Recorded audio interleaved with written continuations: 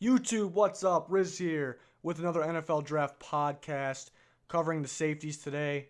Previous episode covered the corners, went in depth on that. Talked about how good this DB draft class really is, and now I'm going to continue that with the safeties. So please check out the corners if you missed it. Also did a mock draft yesterday, updated full first round, so check that out too. Much appreciated. Still have to cover O-line, edge rushers, linebackers, tight ends too. So we'll get to that. Also get to the Senior Bowl talk that's going on now. Once the practices are over, I would like to do a podcast on that. Who helped themselves, who hurt themselves, um, stuff like that. So let's get into the safeties. I'm going to talk about the obvious good ones and some sleepers. Might not mention a guy that may be better than a guy that I did mention. It's just I chose to talk about these guys here. So may leave a few guys out for now. First, Jamal Adams is actually my number 2 overall player in the draft, LSU safety. Really like this guy. You don't really see safeties like him in any draft, really. He's a total package. Comparisons to Eric Berry and Earl Thomas. I like the Eric Berry comparison. Come up and hit you, can read the play, great tackling, great coverage. Not going to get a lot of picks, but he's going to make sure you don't catch the ball. Solid guy. And my number 3 overall player happens to be a safety, Malik Hooker, Ohio State. Great player. He's going to get more interceptions than Adams. Adams is more all over the field making plays. Hooker can definitely come up and make a play, though. Good tackler, too. So that's why my number 2 and my number 3 overall player right there. If a team took Hooker over Adams, it wouldn't be bad at all, even though I have Adams rated 1 higher. So both really good players. Definitely a lock at the top 2 safeties. For sure a lock. Unless there's some kind of crazy injury or something. But Chargers rumored to really, really like Malik Hooker. So we'll see how that plays out. Next guy I want to talk about, Jabrill Peppers. Talked a lot about him in the mock draft, how he's a risk to teams. Teams view him as a risk. I view him as a risk. Hell of an athlete. Great football player. He got more snaps at linebacker than safety. They're saying obvious safety at the next level, though. Undersized for the linebacker position. So that's where it's risky because since he got more snaps at linebacker, how's he going to be able to translate into the NFL at safety? Can he do it? That's the big question. There has actually been a little bit of talk of him possibly going early second round, so that'll be very interesting to see come draft time what happens with him. Is he going to start to slide? Another guy I really, really like, Budda Baker, Washington safety. I'm really high on this guy. He, to me, is clear first-round talent. Nobody's been really talking about him first round. They're saying early second.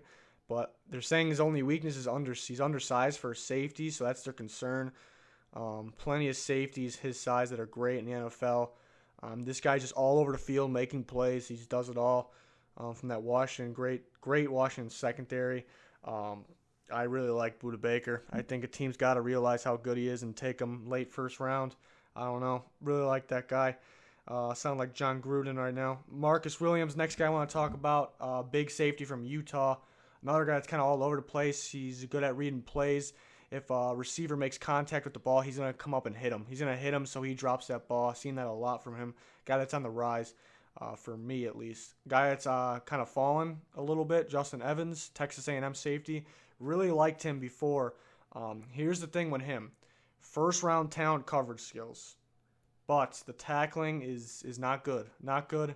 Late round undrafted tackling skills, I would say. So it's going to be very interesting to see where he goes, see how teams evaluate him. I think he was third among all safeties in the NCAA in missed tackles.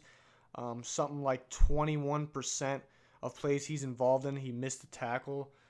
So that's very bad stat. I gave in-depth stats on our Twitter, frogs_angels. So if you want to check that out, but that scares me a little bit. He hits hard, but obviously it's his form that he's lacking. We've seen him hit Derrick Henry a year ago a couple times pretty hard to take him down. No wrapping up, though, so he's going to have to fix that. Coverage skills, like I said, great, though. He's a returner as well, so it's going to be interesting to see where he goes. Another guy, Eddie Jackson, Alabama, great player, shows it on the field, but injury concern. If he can fix that injury concern, then he's moving up draft boards because he obviously can play. Marcus Mace, Florida safety. This one's slight injury concern.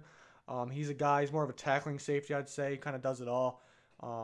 Another guy that can move up if we fix this injury issue. Tedrick Thompson from Colorado. Probably my biggest sleeper out of safeties. Not really sure why he's not talked about more. I mean, he's just a ball hawk. He gets so many interceptions. Guys all over the place. I mean, obviously, if the guy gets to the ball that many times, he can play. So this guy's definitely a sleeper for me. I think he should be rising up boards by now.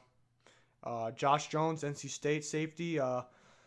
He's kind of on the rise around the league. Let's talk around the league. They really like his ability to come up and make a play, tackling ability. So NC State safety, look out for him. Another sleeper for me, haven't really heard much about him, but Jordan Stearns from Oklahoma State. Like his numbers, like his stats, all that. He's in the Senior Bowl, so I'm gonna have to see more from him. So we'll get to this week. But he's a guy that's kind of on a weaker defense, Oklahoma State. Kind of like the standout guy. I think he could have been better with a better defense. But another guy to look out for. Lorenzo Jerome, smaller, undersized safety, and from a small school, St. Francis, New York. He is kind of on the rise for some experts. He is undersized, just like Budda Baker, but his play shows that he can play. He's good. Stats show it too. Got interceptions, knew how to attack the ball. So another guy we need to see more of. Hopefully he's in the combine, something like that. And then one more guy I want to talk about, Obi Melifonwu. Hopefully I say that right. It's a UConn safety, big guy. He's supposed to be listed as 6'3" at UConn. He actually measured in Senior Bowl at 6'4", and he's supposed to be very fast, supposed to run well at the combine. So this is a guy that's going to rise up from his numbers, going to rise up from measurements and numbers at the combine. Coverage skills weren't always there. Tackling, definitely can tackle, definitely can hit. But if he goes to a team DB-minded that can help him with his coverage skills there, then he can be a great one, a hidden one. But I feel like he's going to, after the combine, this is a guy that's going to really rise up boards. So look out for that. That'll do it. Like I said, there's plenty more safeties. These are the ones I want to talk about today. We'll finish out these podcasts. Eventually, I'll give my position rankings on each of these positions. Talk about any guy that's draft worthy of each position. More mock drafts. Please like and subscribe if you enjoyed and want more. Goodbye.